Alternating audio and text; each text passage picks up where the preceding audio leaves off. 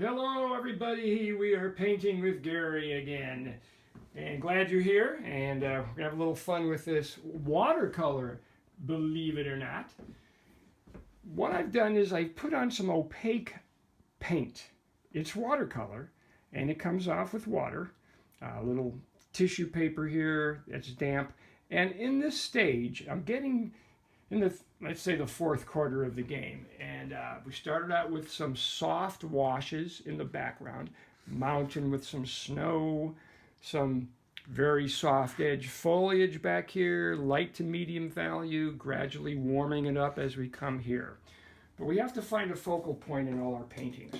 So one of the things that I like to do, and a lot of painters do, is they divide their painting into what we call thirds. So a third this way. So we have a line going there and there, breaking that into thirds this way. And where those lines intersect could be a point of interest, where you want your viewer's eye to look and kind of stay there for a while. Kind of like going to a city and checking into your hotel. That's your center. Let's say that's our hotel. That's our focal point, our center of interest. Well, we go there, we relax, we could stay there, but then we travel to different areas, we view the city, we view the picture, all the sights and scenes, we go back. Now this one, we've got about 3 hotels here to pick from, and that's not a good thing to have in your painting. The problem is, I like all these areas. I like what's happening here. I like this area here. I would love you to stay here for a while, but this is also good. So where do you think? What should it be? We've got to make a decision. I think this is a little bit too close to the edge. You kind of want to stay away from corners. I'm going for that guy because I've already got it started with a little bit of white, that spot of light there in the dark, and we have transitions from dark to a little bit of band of light. This is called banding, when you go from a value to value and it keeps changing. You got a dark, a light, a dark, a light. It gives you the sense of going back into space. So what we're going to have to do here is maybe de-emphasize this value-wise. The way to do that is with our tissue paper.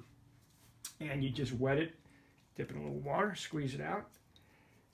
And I hate to do it because I really enjoy that area, but for the sake of the painting, what we have to do is ruthlessly eliminate the competition. And I like it, I think, already. Let's do a little more. Ruthlessly eliminate. These lines are already pointing over there. If I just leave that alone for a while. I don't want you coming back here. That's the competing hotel. They're not as good. They got bed bugs over there. You don't want to hang out too long. Go pick up your friend Bill and then bring him over here, okay? Yeah. Yeah! I like it. I think it's working. I think it's working. That may even be a little bit too strong up there. So that's easy because we don't want to smear into that nice crisp light area up there. So press and pull and maybe periodically change your tissue paper. That's getting a little dark there. And bing, I'm going over there. I'm not getting stuck up there. It works.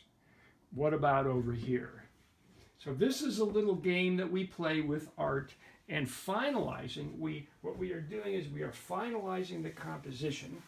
I kind of like to leave that a little unfinished. Let your eye do a little work. I haven't meticulously tried to draw an exact replica of a tree. In fact, this is a painting done from imagination. I didn't sit out on a snowy bank and freeze my butt off trying to get this snow scene. I imagined it. I've been places like this, and I'm sure you have too. It's important to get out and paint and look and enjoy, but it's also important to create from your imagination. So, oh, hey, there's another one that we're going to work on, and there's yet another one. So we may decide to crop this at the very end of the painting. We'll talk about how you take mats or pieces of white paper or cardboard, cut them out, and decide maybe that light down here is going to compete with the light here. So what's our magic word today, gang? Ruthlessly eliminate the competition. I've got a lot of paintings that end up like this. I call them Slim Jims because they go from about there to there. I like the format, and you spend less money on framing and matting too. It's kind of a different look at a painting. So in water, you're going to have horizontal strokes, and you will have vertical reflections. But water seeks its own level, so it usually lies flat. We don't want to make that too active. Let's pull that out a little bit. That could be a little bit intense back there. Let's soften that because I want your eyes staying right here.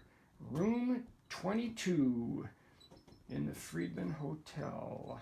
A bird's nest up there. And I think we're going to call it for now. Oh, this is a great little tool, and they're pretty inexpensive. It's tissue paper. Okay, don't get carried away because I may have a masterpiece without knowing it. Sometimes you have to walk away, come back, and see it with a fresh eye. Okay, ladies and gentlemen, we've been painting with Gary. Thanks for being here.